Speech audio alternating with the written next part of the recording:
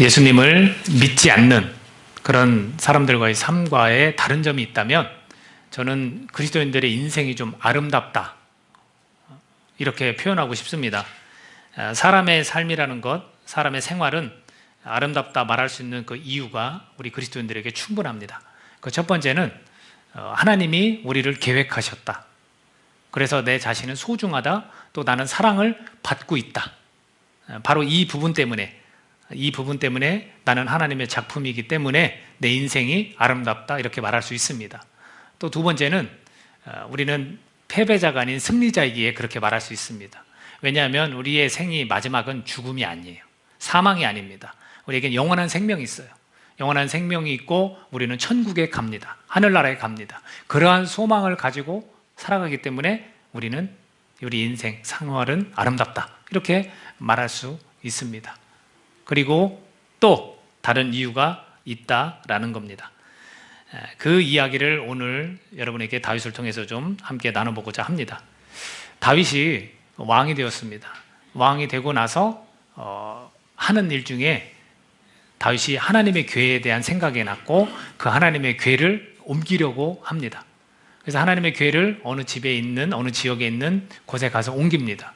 근데 하나님의 궤를 옮길 때 그 집에 있던 사람의 아들들이 앞에서 뒤에서 궤를 가지고 같이 진행을 하고 맨 뒤에서는 이스라엘의 백성들이 다윗과 함께 비파와 수금과 각종 악기를 가지고 막 노래를 하면서 기뻐하면서 진행을 합니다. 그러던 중에 소가 어느 집의 타당마당에 이르러서 소가 날뛰기 시작을 하고 그 하나님의 궤, 언약궤가 떨어지려고 할 때 우사라는 아들이 그것을 잡습니다.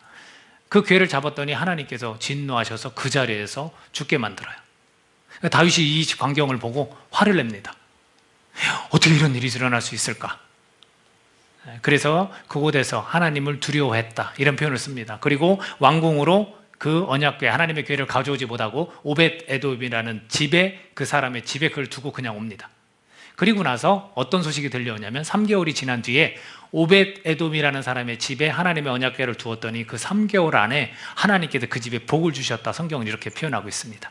물질을 많게 해주시고 또 잘 되는 그런 복을 허락하셨다. 이 이야기를 듣고 다윗이 이제는 됐다 해서 그 집에 가서 하나님의 궤를, 언약궤를 들고 나옵니다. 들고 나오는데 다윗이 너무 신난 거예요. 너무 기쁜 거예요. 그래서 춤을 추기 시작을 합니다. 그래서 그 춤을 출 때 자기의 몸이 좀 이렇게 살이 드러날 정도로 아주 신나게 막 춤을 추는 거예요. 근데 그 광경을 이 다윗의 아내 중에 하나인 미갈이, 사울왕의 딸이죠. 미갈이 창밖으로 내다봅니다. 그리고 마음속으로 업신여겨요. 저게 뭐야? 채통 없이 저게 뭐야? 이렇게 업신여깁니다. 그리고 다윗이 춤을 추면서 그 하나님의 궤를 왕궁 안으로 데리고 와서 성막 안에 둡니다. 그리고 나서 백성들을 축복하고 음식도 나눠주고 그리고 자기 가족을 축복하러 왔다가 미갈이 이야기를 하죠. 당신 그게 뭐야? 당신 그게 뭡니까? 왕으로서 채통을 지켜야지. 당신 신하들, 여종들이, 당신 신하의 부인들이 다 보고 있는데 그게 불량배같이 그게 뭡니까? 이렇게 이야기를 해요. 그게 이제 마음속으로 업신여긴 거예요. 뭐 부부니까 뭐 오늘날엔 더 리얼하게 얘기할 수 있었겠죠? 그걸 뭐 이야기를 합니다. 그랬더니 다윗이 뭐라고 하냐면 내가 양을 치던 자였어. 당신의 아버지는 왕이었어. 근데 양을 치던 자를 하나님이 데려다가 지금 이 이스라엘을 다스리는 통치자로 왕으로 나를 삼아주셨어. 근데 내가 어떻게 그 하나님 앞에 내가 춤을 추지 않을 수 있겠어? 내가 어떻게 감사하지 않을 수 있겠어? 이렇게 표현을 해요. 나는 이거보다 더 낮아져도 나는 하나님께 그렇게 할 수 있어. 이렇게 표현을 합니다. 다만 내가 그 계집종들보다는 내가 높임을 받을 거야. 이렇게 이야기를 해요. 그리고 나서 미갈은 평생 아이를 낳지 못하는 불임의 저주를 받습니다. 다윗의 이런 광경을 볼 때 하나님의 궤를 옮기고 그리고 다윗이 춤을 추고 그러면서 그 모습이 왕이지만 채통을 얘기하지만 다른 사람을 주변 사람을 의식하지 않고 온전히 하나님만 보고 하나님을 경배하는 그러한 모습을 보입니다. 그것이 바로 하나님과의 관계를 나타내는 거죠. 다윗은 하나님의 관계를 그렇게 중요시 여긴 겁니다. 우리가 신앙생활을 하면서 혹시 행여나 하나님을 사랑하고 하나님을 좋아하면서도 다른 주위 사람들 때문에 내가 하나님 앞에 내 마음을 표현하지도 못하고 내가 부끄러워하고 춤추는 것도 부끄러워하고 찬양하는 것도 부끄러워하고 이러지는 않는가? 떳떳하게 내가 믿는 자로서 나 하나님 사랑합니다라고 세상 사람들 앞에서 당당하게 이야기할 수 있는 그런 부분을 우리가 부끄러워하지 않나 한번 생각해 봐야 돼요. 교회에서마저도 서로 하나님을 사랑한다면서도 서로 주변을 의식하는, 사람을 의식하는 그런 모습은 없지 않나. 우리가 한번 뒤돌아볼 수 있는 그런 시간. 가장 중요한 것은 하나님과의 관계예요. 경배드림. 어떤 상황 속에서도 나는 하나님께 경배를 드리겠다. 내 존재와 내가 지금 이 자리에 있는 것도 다 하나님의 은혜다라고 표현할 수 있는 그런 모습을 지금 다윗이 가지고 있다라는 겁니다. 그런데 그 뒤로 어떤 일이 있는 줄 아십니까? 다윗이 왕이 됐으니까 전쟁에 나가서 주변 국가들하고 싸움을 하게 돼요. 근데 계속해서 승리합니다. 계속 승리해요. 그래서 그 승리의 표현이 8장 6절에서 이렇게 되어 있습니다. 다윗이 다메섹 아람에 수비대를 두매 아람 사람이 다윗의 종이 되어 조공을 바치니라. 다윗이 어디로 가든지 여호와께서 이기게 하시니라. 누가 이기게 하십니까? 다윗이 잘 싸워서 그렇다는 얘기는 없습니다. 여호와께서 이기게 하셨더라. 어디를 가든지. 그리고 성경은 반복해서 또 이야기합니다. 14절에서도 다윗이 에돔의 수비대를 두되 온 에돔의 수비대를 두니 에돔 사람이 다 다윗의 종이 되니라. 다윗이 어디로 가든지 여호와께서 이기게 하셨더라. 어디로 가든지 여호와께서 이기게 하신 이 일들이 다윗에게 일어납니다. 아마도 우리가 하나님께 이렇게 적극적으로 표현하고 우리가 이런 하나님께 경배드림을 했다. 그렇다면 하나님께서 우리에게 준비하시고 예비하신 것을 주실 수 있다라는 것을 우리가 받아들일 수 있습니다. 그러면 이런 생각을 해볼 수 있습니다. 내가 그렇게 하나님께 드렸더니 하나님께서 이런 복을 주셨어. 그럼 앞으로도 계속해서 내가 이렇게 하나님께 열심히 드려서 경배드림으로 내가 하나님이 허락하신 복을 받아야지. 이렇게 생각할 수 있을 거예요. 근데 이 일이 있고 난 뒤 한 10년쯤 지났습니다. 다윗에게. 그러던 중에 하나님 보시기에 악한 짓을 하게 됩니다. 다윗이. 그게 조금 넘어서 11장 가면 밧세바라는 우리아라는 그 병사, 많은 병사들과 함께 전쟁터에 나갔던 그 사람의 아내 이야기가 나옵니다. 그래서 하나님 보시기에 악했다라는 표현을 쓰고 있습니다. 그래서 이 밧세바라는 분명히 남편이 있는데도 불구하고 다윗이 아내로 삼습니다. 얼마나 하나님 보시기에 악한 짓입니까? 근데 이것이 어떻게 해서 이런 일이 생겼을까? 이런 다윗이 주변을 의식하지 않고 하나님께 춤도 추면서 하나님께 정성을 다해서 번제와 화목제물을 드리면서 그렇게 기뻐하고 좋아했던 사람이 10년이라는 시간이 지나고 나서 어떻게 이런 일을 할 수 있을까? 여러 가지로 생각해 볼 수 있습니다. 그러나 가장 우리가 주의해서 살펴봐야 될 것은 사람이 안락함 가운데, 편안함 가운데 있을 때 조심해야 되는 거예요. 전쟁에서 계속 승리를 하다 보니까 또 하나님을 다시 한번 바라볼 수 있는 시간이 부족했을 수도 있습니다. 그 중에 그쯤에 다윗이 자다가 일어나서 왕궁 위로 올라가서 주변을 보고 있는데 자기 눈에 들어온 사람이 있어요. 그 사람이 누구냐면 목욕을 하고 있는 이 여인입니다. 너무나 아름다워 보인 거예요. 너무나 아름다워 보인 거예요. 기존에 다윗의 신앙을 봤을 때는 전혀 거기에 눈독 들이지 않고 피해서 들어갔어야 되는데 그러지 않았습니다. 그리고 신하한테 물어봅니다. 저 여자가 누구냐? 그래서 우리아의 아내입니다. 지금 전쟁터에 나가 있는 우리아의 아내입니다. 그래서 그 여자를 불러옵니다. 그리고 동침을 하게 되죠. 그리고 동침을 하고 되돌아갔는데 임신을 했어요. 이 여인이 임신을 해서 왕에게 그 소식을 전합니다. 왕이 그 소식을 듣고 나와 동침한 저 여인이 임신을 했구나. 소식을 듣고 머리를 짜내기 시작을 해요. 우리아라는 사람을 부릅니다. 그리고 그에게 음식을 대접해주고 자, 당신이 전쟁에서 고생하고 수고했으니 요압이라는 군대 장관 안부도 묻습니다. 그리고서 집에 돌아가라. 오늘은 너가 전쟁 때도 고생했으니 오늘 아내와 같이 지내라. 이렇게 보냅니다. 근데 이 참 우리아라는 사람 참 멋진 사람이에요. 내가 지금 전쟁 중에 병사들도 저렇게 바깥에서 자고 있고 우리 대장도 저렇게 자고 있는데 내가 어떻게 그렇게 할 수 있습니까? 하고서 그 병사들과 함께 잠을 자요. 다음날 또 불러요. 다음날 또 불러서 음식을 막 줍니다. 그리고 나서 술을 또 권해요. 그리고서 아내에게 가서 하루 쉬고 가도록 또 그렇게 안내를 합니다. 그리고 술에 취한 상태에서인데도 우리아가 다시 병사들과 함께 잠을 청해요. 다윗이 이제는 당황스럽죠. 자기 뜻대로 안 되니까. 그래서 편지를 씁니다. 편지를 써서 우리아한테 직접 그 편지를 들고 가서 요압 장군에게 전하라고 합니다. 그 편지 내용은 간단해요. 우리아를 전쟁 가운데서 앞으로 나가 싸우게 해서 죽여라. 니네는 앞으로 나가 싸울 때 뒤로 후퇴해서 전쟁에서 죽게 해라. 이렇게 써요. 그것을 우리아가 직접 들고 가는 거예요. 그리고 실제로 그 일을 요압이 합니다. 그리고 나서 그 소식을 다윗에게 전해요. 남편이 죽었습니다. 밧세바가 막 울었다. 이렇게 성경을 표현해요. 그리고 나서 장례를 마친 후 다윗이 그 여인을 데려다가 왕궁에 앉힙니다.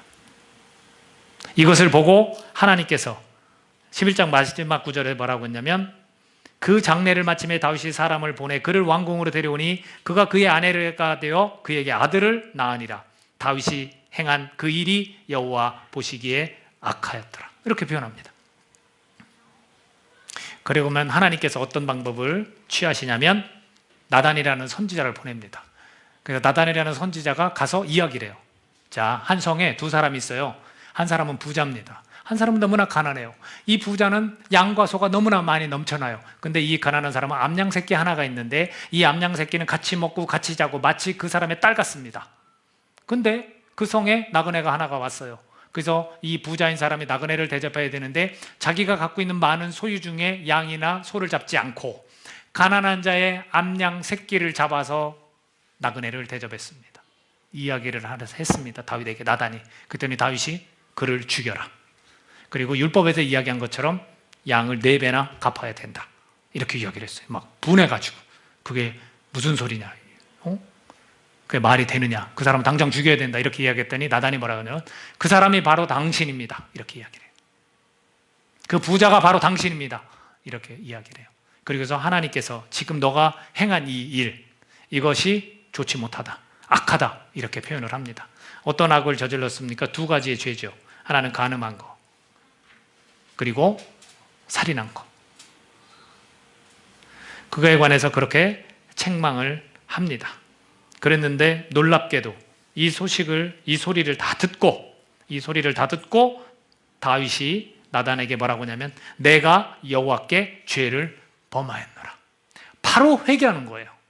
바로 그 이야기를 책망을 받고 바로 돌이키는 거예요. 이 부분이 우리가 좀 주목해야 될 부분입니다. 내가 여호와의 말씀을 업신여기고 나보기에 악을 행하였느냐 이렇게 표현했을 때 모든 이야기를 다 듣고 다윗은 내가 하나님 앞에 죄를 지었습니다.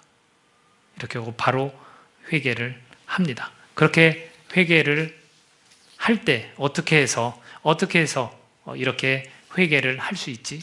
숨기지도 않고 그리고 변명하지도 않고 바로 잘못했다고 회개할 수 있었을까? 여러분 같으면 우리가 죄를 지었으면 적어도 그거에 대해서 우리는 숨기려고 합니다. 감추려고 하는 거예요. 근데 이거에 대해서 다윗은 그러지 않고 변명할 것도 없고 숨길 것도 없습니다. 그냥 잘못했다고. 그래서 하나님께서 뭐라고 하시냐면 당신의 죄를 사하셨나니 당신이 죽지 아니하려니와 라고 나단이 바로 이야기합니다. 바로 돌이키고 바로 하나님 앞에 무릎 꿇고 회개했더니 당신 죽지 않습니다. 괜찮습니다. 이렇게 이야기를 하는 거예요. 어떻게 해서 이런 자세를 가지고 있었을까? 그거에 대해서 몇 가지를 좀 보도록 하겠습니다. 그 첫 번째는 뭐냐면 하나님의 함께 하심을 다윗은 믿었기 때문에 그래요.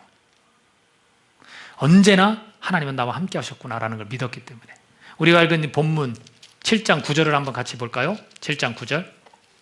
7장 9절 같이 읽겠습니다. 7장 9절. 자, 시작.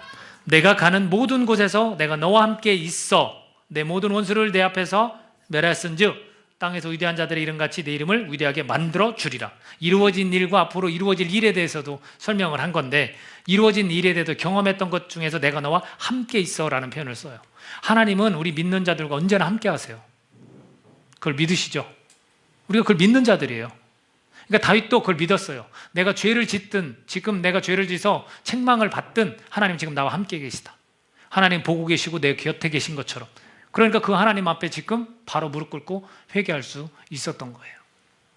근데 우리는 하나님이 우리와 좀 멀리 떨어져 있어. 내가 하나님을 멀리할 때 우리는 죄를 쉽게 져요. 그리고 거기에 대해서 회개할 마음도 잘 생기지 않습니다. 그러나 어떻게 해서 이런 회개할 마음이 생겼을까? 이런 못된 죄를 짓고도 그것은 하나님이 나와 지금도 함께 하신다는 것을 그가 믿었기 때문에 하나님 앞에 바로 그렇게 돌이키고 회개할 수 있었던 겁니다. 또 있어요. 8절입니다. 8절 같이 한번 읽어볼까요? 8절 시작. 그러므로 이제 내 종 다윗에게 이와 같이 말하라. 만군의 여호와께서 이와 같이 말씀하시기를 내가 너를 목장 곧 양을 따르는 데에서 데려다가 내 백성 이스라엘의 주권자로 삼고. 자, 이 부분을 다윗이 믿고 있었던 거예요. 이 밧세바 사건이 일어나기 전에, 전쟁에서 계속해서 승리하기 전에 하나님이 주신 말씀이거든요. 나단을 통해서. 그랬을 때 어떤 말씀을 주셨습니까? 너를 데려다가 내가 주권자로 삼았다. 네가 양을 치는 목자였지만 내가 이스라엘의 왕으로 삼았다라는 거예요. 이것은 뭘 나타내냐면 하나님의 인도하심을 믿었기 때문에 그렇게 바로 돌이키고 회개할 수 있었던 거예요. 내가 이 자리까지 오게 된 거 다 하나님께서 인도하신 거야. 하나님께서 이끄신 거야 라는 믿음이 있기 때문에 그래요. 자기 존재성은 누구에게 결부되어 있습니까? 하나님과 긴밀하게 연결되어 있다는 것을 그는 믿었기 때문에 그래요. 그리고 또 위대하게 만들어 주신다는 것을 직접 경험하고 앞으로도 그렇게 해주실 거라는 걸 믿고 있기 때문에 자기가 어떤 잘못에 대해서 하나님 앞에 바로 회개할 수 있었다라는 거예요. 이뿐이 아니에요. 하나님께서 하신 말씀이 뭐냐면 12절 같이 읽겠습니다. 12절 7장 12절 시작. 내 수완이 차서 내 조상들과 함께 누울 때에 내가 내 몸에서 내 씨를 내 뒤에 세워 그의 나라를 견고하게 하리라. 후손을 견고하게 하심을 또 믿었어요. 너는 비록 죽지만 네 씨를 통해서 네 후손들을 내가 견고하게 해줄 것이다. 이것도 믿은 거예요. 그렇기 때문에 내가 하나님 앞에서 바로 돌이키고 회개할 수 있는 거예요. 이거는 아주 믿음과 아주 잘 연결되어 있죠. 근데 그 하나님을 우리가 믿지 않으면, 하나님이 함께 하시고 나를 이끌어 주시고 내 후손들까지도 견고하게 하신다는 걸 믿지 않으면 우리가 그렇게 쉽게 돌이키고 회개할 수 있냐? 아니에요. 마음에서, 머릿속에서 굉장히 많은 것들이 작용하거든요. 그리고 다윗이 내가 지금 왕궁에 사는데, 나는 백향목 궁에 사는데, 백향목은 레바논에서 가장 최고급 건축자재예요. 나는 그렇게 아름다운 고가의 제품으로 지어진 궁에서 사는데 하나님의 괴는, 하나님은 아직도 저 천막 안에 있구나. 내가 집을 지어주고 싶네. 이렇게 표현을 합니다. 그랬더니 나단을 통해서 하나님이 뭐라고 하셨냐면 11절입니다. 11절 전에 내가 사사에게 명령하여 내 백성 이스라엘을 다시던 때와 같이 아니하게 하고 너를 모든 원수에게서 벗어나 편히 쉬게 하리라. 여호와가 또 내게 이르노니 여호와가 너를 위하여 집을 짓고. 우리가 하나님을 위해서 집을 짓는 게 아니라 하나님이 너를 위해서 집을 짓는다는 거예요. 우리가 하나님을 도울 수 있는 게 아니에요. 하나님이 우리를 도우시는 거예요. 그것이 뭐와 연결되어 있냐면 너를 위해 집을 짓는다는 것은 후손을 견고하게 하리라는 것과 같은 맥락입니다. 하나님이 이렇게 해주시는 분이라는 걸 믿었기 때문에 자기 잘못에 대해서 회개할 수 있었던 겁니다. 하나님이 어떻게 일하셨는지 아십니까? 오늘 본문을 통해서 하나님의 행동, 하나님의 열심이 그대로 드러나요. 보세요. 목장, 즉 양을 따르는 데에서 데려다가, 이런 표현을 씁니다. 누가 데려간 겁니까? 하나님이 데려가셨습니다. 그리고 이스라엘의 주권자로 삼고, 누가 삼았습니까? 하나님이 삼았습니다. 그리고 내가 너와 함께 있어. 누가 함께 있는 거예요? 내가 함께 있는 게 아니라 하나님이 함께 하신 거예요, 우리랑. 그뿐이 아닙니다.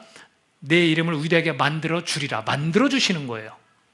하나님이 우리를 유명하게 만들어 주신다는 거예요.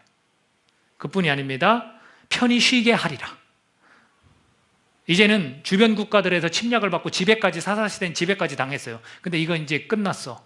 이제 한 곳에 너를 심고 편히 살게 해주겠다. 누가 하십니까?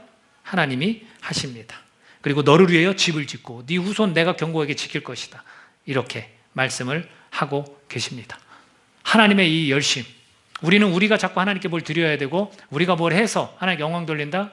그 이면에는 우리가 잘 되고 싶고 내가 좀 편안하게 살고 싶고 이런 욕심이 들어있어요, 여러분. 하나님의 주권이라는 건 우리가 그 앞에 납작 엎드리는 거예요. 모든 것이 다 하나님 주권 안에 있다라고 고백하는 겁니다.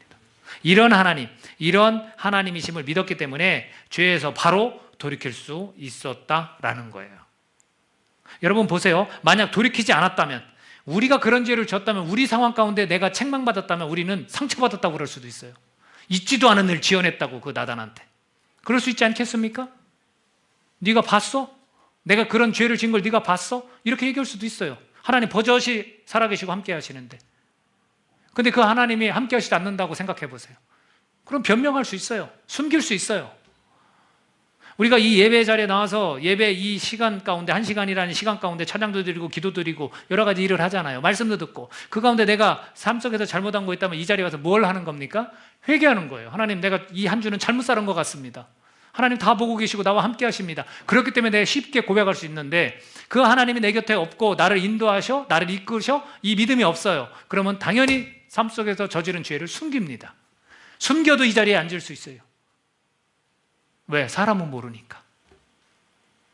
만약에 돌이키지 않았다면, 다윗이 돌이키지 않았다면 다윗의 인생이 아름다울 수 있었을까요?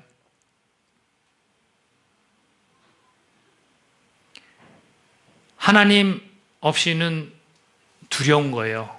하나님이 안 계시다면 우리는 두려운 거예요. 그리고 공허하고 허전한 거예요. 잠시지만 다윗이 그 옥상에 올라가서 목욕하는 여인의 모습을 봤지만 그 순간에도 하나님이 계셨다면 그는 허전하지 않았을 거예요. 공허하지 않았을 거예요. 사람이 그런 욕심이 생기는 것은 허전하거나 공허할 때 생겨요. 수많은 전쟁 가운데 승리만 했고 너무나 지쳐 있어요, 지금. 오히려 그럴 때 우리가 하나님을 찾고, 하나님, 내가 이런 상황 가운데 나를 공격하는 어떤 것에서도 나를 보호해 주십시오. 이런 자세로 나가야 되는데 그러지 못한 거죠. 그렇게 하나님 없는 인생은 두렵고 공허합니다. 낙심되는 인생임을 그는 알고 있었다라는 거예요. 그 순간 아차 싶은 거죠. 내가 회개하고 돌이킬 때 내가 그 순간 내가 왜 하나님을 멀리했었지? 그 잠깐이지만 왜 그랬을까?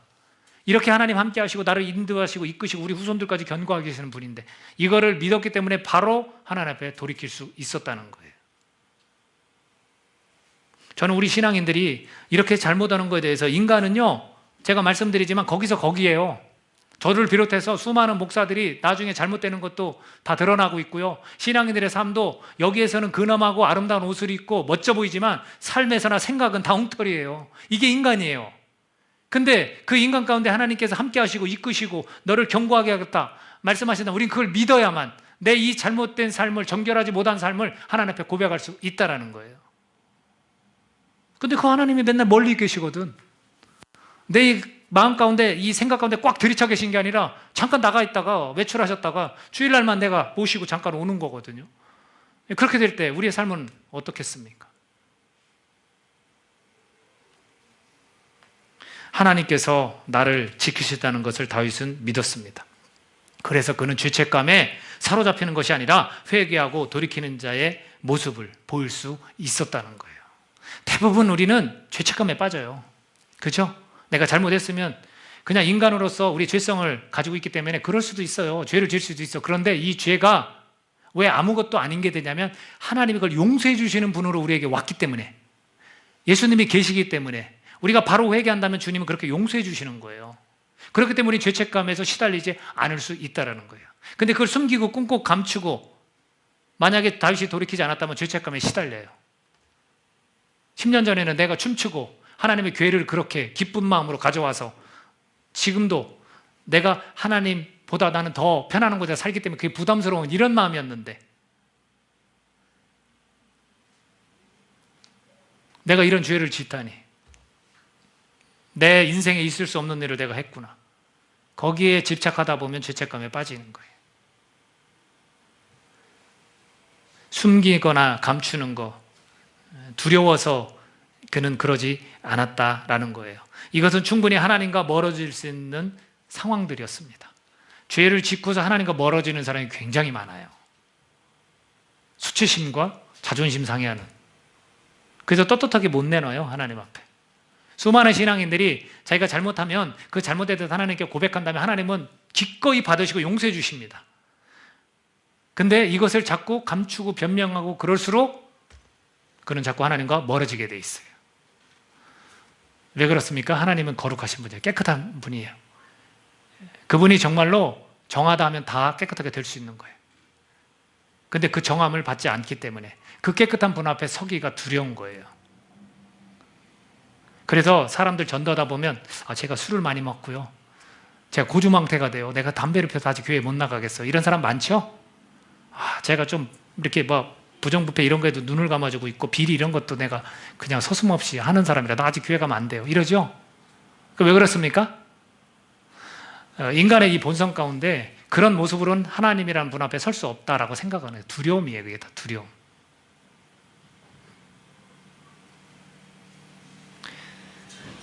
나단이 내가 여호와께 죄를 범하였노라 그렇게 나단 앞에 다윗이 얘기했을 때 나단이 다윗에게 말하여 여호와께서는 당신의 죄를 사하셨나니 당신이 죽지 아니합니다. 이렇게 이제 말을 들었습니다. 근데 여기서 또 중요한 게 하나가 있습니다. 다윗은 처벌이 두려워서 숨기지 않았어요. 다윗은 분명히 알고 있어요. 하나님과 굉장히 친밀한 사람이었어요. 그 사람이 주위 사람도 의식하지 않는 그랬던 사람이 알고 있는 것 중에 하나가 내가 하나님 앞에 죄를 지면 하나님은 보응하신다, 하나님은 그 죄에 대해서 물으신다라는 걸 알고 있었어요. 근데 그것 때문에 두려워서도 숨기지 않았어요. 받겠다라는 거예요. 그 받는 죄가 뭐였습니까? 다윗은 하나님께서 마땅한 처벌을 하시려는 것도 알았거든요. 그래서 뭐라 하냐면 칼이 네 인생 가운데 떠나지 않겠다. 그래서 그 칼 때문에 너는 칼부림, 너는 수많은 사람들의 피를 많이 흘렸기 때문에 내 성전을 지을 수 없어. 그래서 누가 지었습니까? 솔로몬이라는 아들이 짓게 되는 거예요. 그 처벌뿐만이 아니라 네 집안에 재앙이 있을 것이다, 이렇게 이야기를 해요. 그리고 너는 다른 사람의 아내를 뺏었지, 네 아내를 내가 뺏어서 너는 은밀한 중에 그 일을 행했지만 나는 100주 되나되 너의 아내들이 다른 사람들한테 이렇게 동침하는 것을 난 보여주겠다, 이렇게 말씀하세요. 그리고 그 재앙이 뭡니까? 아들이 반역을 해요. 내가 왕인데 내 아들은 왕자인데 이 왕자 중에 한 명이 반역을 해요. 그리고 또 그 반역을 했던 아들이 자기 여동생이 이복 형제들과의 그 여동생을 범했기 때문에 그 형제들을 또 다 죽입니다. 이게 재앙 아니고 뭐겠습니까? 다윗의 왕 위에 있으면서 자녀들이, 왕자들이 다 싸그리 죽는 거예요. 그런 일을 겪게 됩니다. 하나님을 신뢰하는 것, 하나님을 믿는 것이 두려움도 사라지게 한다는 거, 우리가 그걸 꼭 기억해야 돼요. 하나님은 우리가 사랑의 하나님이다라고 포장해서 자꾸 보응하시는 하나님을 감추는 그런 모습을 우리가 갖고 있는 것 같아요. 하나님 그렇게 안 하셔, 다 용서해 주셔. 그러나 여러분, 저는 제가 살면서, 신앙인으로 살면서 겪었던 게 하나면 저라고 죄를 안 짓겠습니까? 그런 죄를 지었던 거에 관해서 하나님은 어떤 식으로든 그거에 대해서 처벌을 하시더라고요. 근데 그것은 어떤 방식인지는 모르겠어요. 왜? 그건 하나님의 주권에 달려 있어요. 그래서 이것을 꽁꽁 숨기고 살아가는 것은 좋지 않고, 이 죄책감과 수치심과 이런 자존심 상함, 이런 속에서 우리가 살아가는 건 좋지 않고, 거기서 자유를 좀 누리되 마땅히 내가 하나님으로부터 잘못을 했으면 하나님께서 나에게 처벌을 하시면 그냥 받으시면 되는 거예요. 그것이 지나칠 정도로 나를 괴롭히고 나를 힘들게 하진 않아요. 다만 깨닫게 해주시더라고요. 그걸 통해서 분명히 하나님은 깨닫게 해주세요. 자, 이번에 이 사건은 뭐냐면 다윗의 의의를 완전히 깨뜨리는 사건이었다는 거예요. 다윗은 얼마나 하나님께 잘했습니까? 도망 다닐 때도 사울을 용서해 줬어요. 죽일 수 있는 상태에서도 하나님의 뜻을 그냥 따른 거예요. 순종한 거예요. 그리고 교회에 또 찾아왔고, 하나님 앞에 이렇게 경배드리고 주변 사람도 의식하지 않고 이런 좋은 모습으로 살았어요. 그렇다면 다윗에게 어떤 마음이 있냐면 나는 하나님께 잘할 수 있다 라는 마음이 있는 거예요. 이것을 뭐라고 하냐면 의라고 그래요. 자기의. 그 자기의를 이번에 실수로, 이런 죄악으로 완전히 부서지는 그런 경험을 한 겁니다. 왜 그렇게 생각하느냐? 이 힌트가 있어요. 그건 오늘 본문에서 그래요. 자, 오늘 본문에서 자신이, 아까 설명했지만 자신이 하나님을 위해서 무엇인가 해보고 싶다 이렇게 표현한 거예요. 나는 백향목 궁전에서 사는데 하나님은 저 천막 가운데 계시다, 그 괴가. 그러니까 마음이 불편해. 내가 하나님 얼마나 사랑하는데 내가 저거 좀 해드리고 싶어, 이랬어요. 그때 나단은 뭐라고 했냐면 당신 마음에 좋을 대로 하세요. 하나님은 항상 당신과 함께 하잖아요, 이렇게 이야기를 해요. 근데 하나님이 불러요, 나단에게 뭐라고 하시냐면 다윗에게 가서 그대로 전해. 내가 이스라엘 백성을 출애굽할 때부터, 그들을 이끌어낼 때부터 내가 장막 안에 있었고 그들이 어디를 가든지 난 그곳에 있었어. 내가 언제 그들 중에 잘 나가는 족속에게 나를 위해서 백향목으로 집을 지어라 한 적이 있느냐? 그렇게 말씀하거든요. 그럴 필요 없다.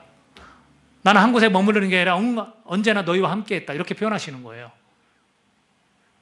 그게 무슨 얘기예요? 자기의 의예요, 이게.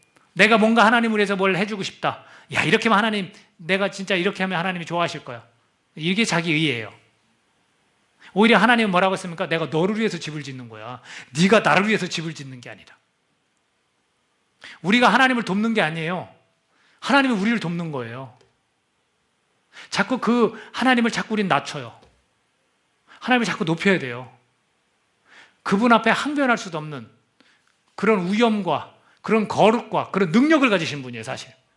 근데 얼마나 우리의 삶을 통해서 그렇게 죄를 짓고도 하나님 앞에 회개하지 못하고 하나님이 안 계신 것처럼 숨기고 감추고 이러고 살면서 얼마나 하나님의 영광을 가립니까, 우리가? 신앙인이면서 정말 직분을 받았다면서 세상 가운데서 정말로 건전하고 정결하고 깨끗한 모습으로 신앙인의 모습을 보이고 있습니까? 아니라는 거죠. 같이 타협하고. 지금 시대가 어느 시대인데 그렇게 못 살아요, 목사님? 어떻게 말씀대로 살아요? 그렇게 말하는 분이 한둘이 아니에요.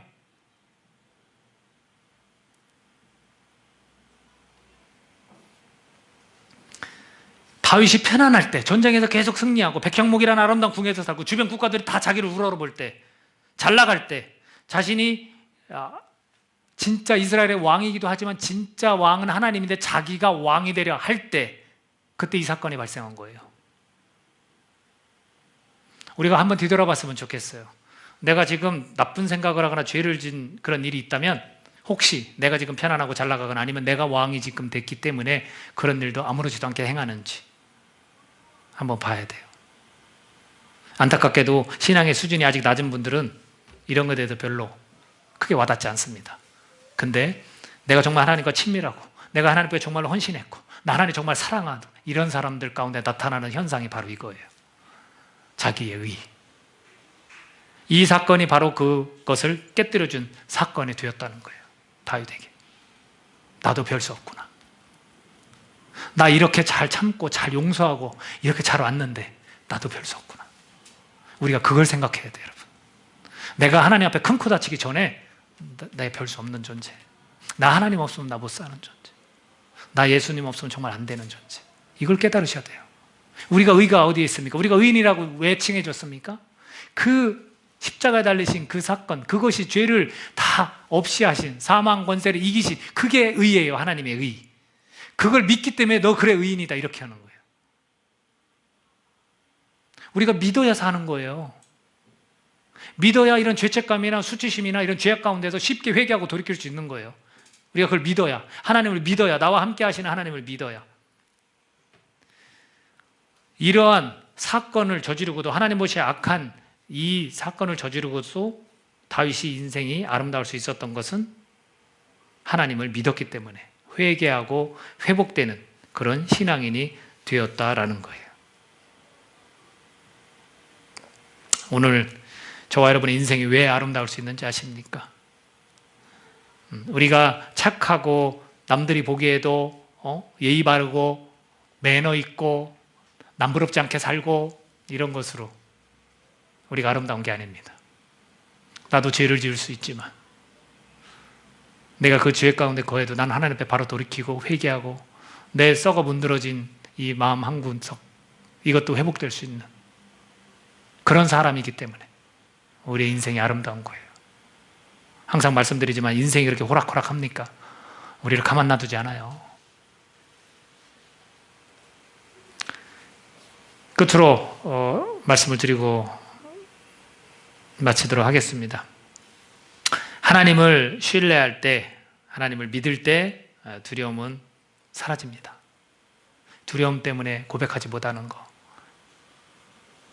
죄를 하나님 앞에 낱낱이 말하지 못하는 거, 하나님을 신뢰하고 믿을 때 회개하고 우리가 돌이킬 수 있다는 거예요. 제 주변에 우리 전사님도 개척하시지만 제 주변에 또 개척을 준비하는 후배 목사님이 계세요. 근데 지금은 좀 이렇게 평안한 교회에 있죠. 근데 개척을 하려는 마음을 먹었는데 두렵다는 거예요. 두렵다. 두려워서 개척을 진행을 못하겠다. 그래도 몇 달이 흘렀습니다. 그리고 엊그저께 통화를 했어요. 통화를 했는데 그 두려움이 이제는 사라졌어요. 그 두려움이 왜 사라졌을까? 개척을 하는 것도 내가 뭘 준비하고 사람이 있어야 되고 돈이 있어야 되고 이거 아니고 내가 하나님을 더 신뢰하기로 했다. 하나님이 시켜서 하는 일이니 그 하나님을 내가 더 의지하기로 했다. 그랬더니 두려움이 사라졌다는 거예요. 하나님이 함께 하심을 우리가 믿을 때 죄악에서 우리가 자유할 수 있다는 거예요.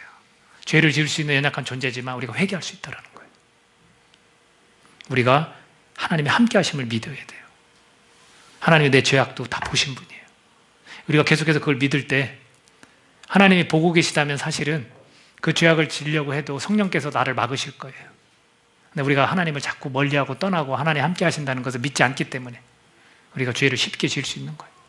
우리가 이렇게 하나님이 함께 하심을 믿을 때 죄악에서 우리가 자유할 수 있다는 것. 그리고 하나님의 인도하심을 우리가 믿을 때, 우리가 후손들을 경고하게 하심을 믿을 때 죄책감이나 수치심에서 우리가 벗어날 수 있다는 거예요. 이래서 믿는 자들의 인생은 아름다울 수밖에 없다라고 저는 당당하게 말할 수 있습니다. 우리가 하나님을 더욱 믿을 때 인생의 그 아름다움은 계속 이어질 것입니다. 하나님이 여러분을 지키시는 분임을 믿으세요? 내가 어떤 마음을 먹어도 내가 어떤 상황에 놓여 있어도 하나님은 함께 하세요. 하나님 우리를 사랑하십니다.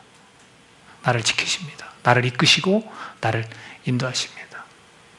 그리고 내 시에서 우리 후손들을 하나님이 경고하게 하십니다. 우리가 이걸 믿자고요. 이 믿음 가운데 우리가 살아갈 수 있기를 간절히 바랍니다.